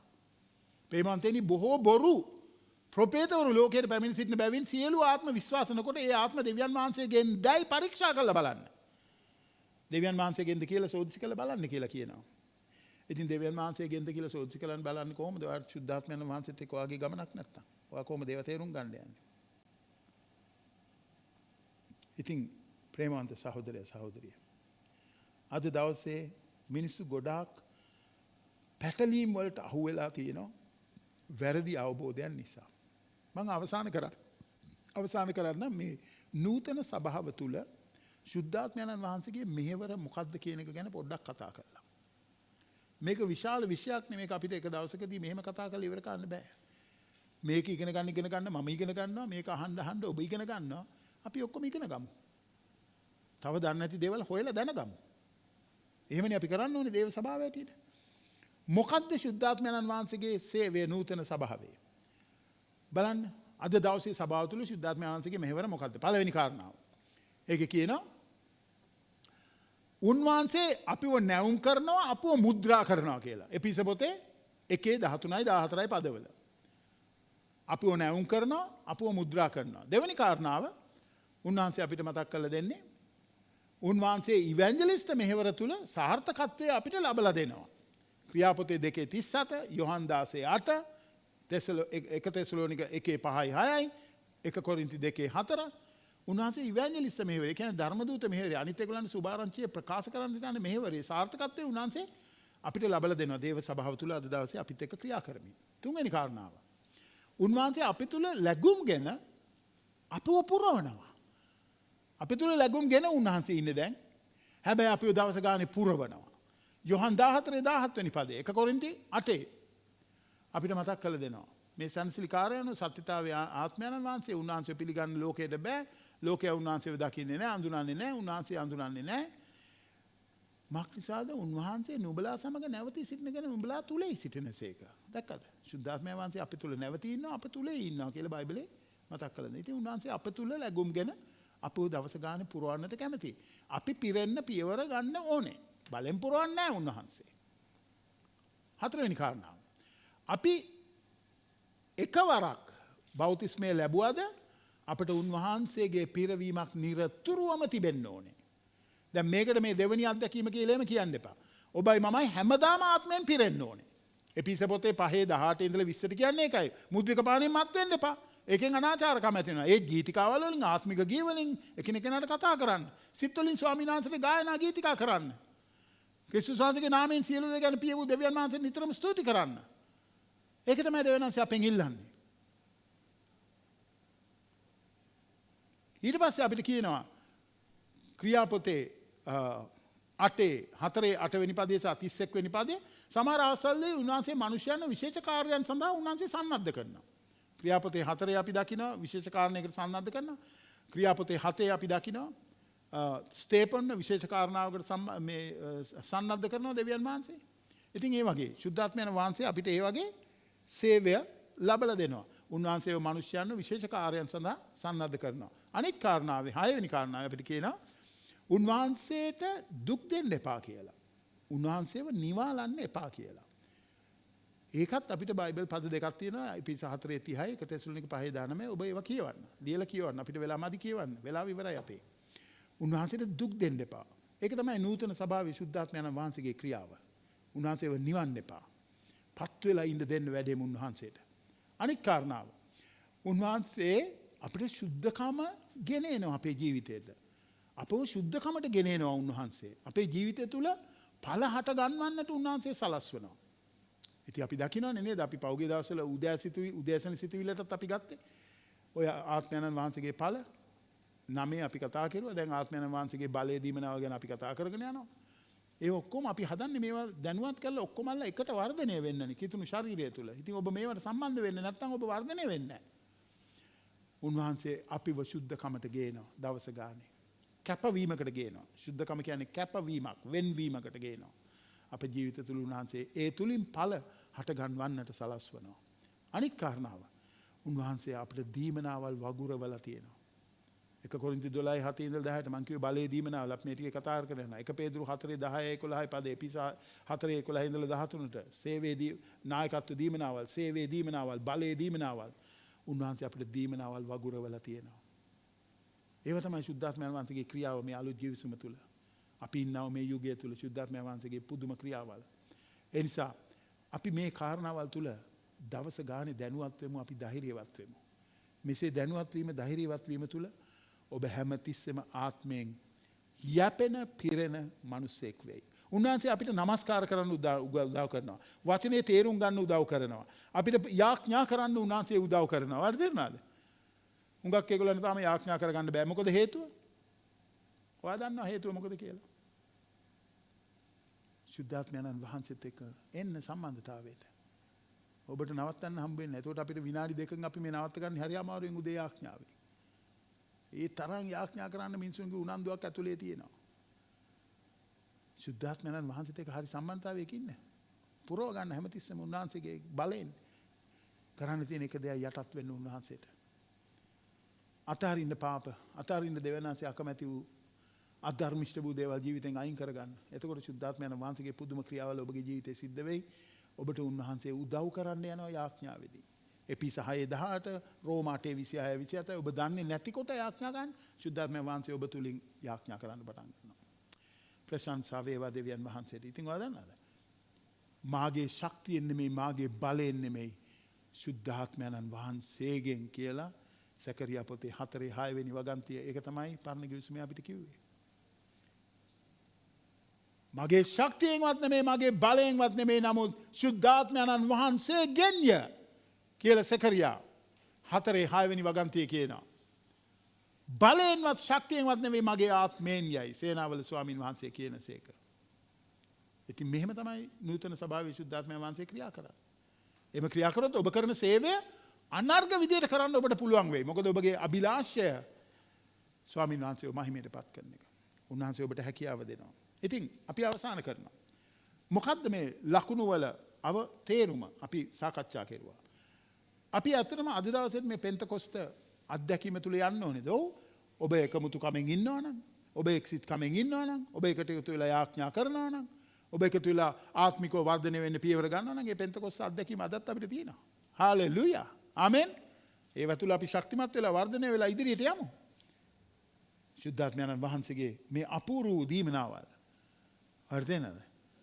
අපූර්ව දීමනාවල් අප තුල ක්‍රියාත්මක වෙනවා. අපි ගායනා කරමු. ශුද්ධාත්මෙනි අපි සූදානම්. ශුද්ධාත්මෙනි අපි සූදානම්. පුරවන් මාහද ප්‍රේමයෙන්. හාලෙලූයා.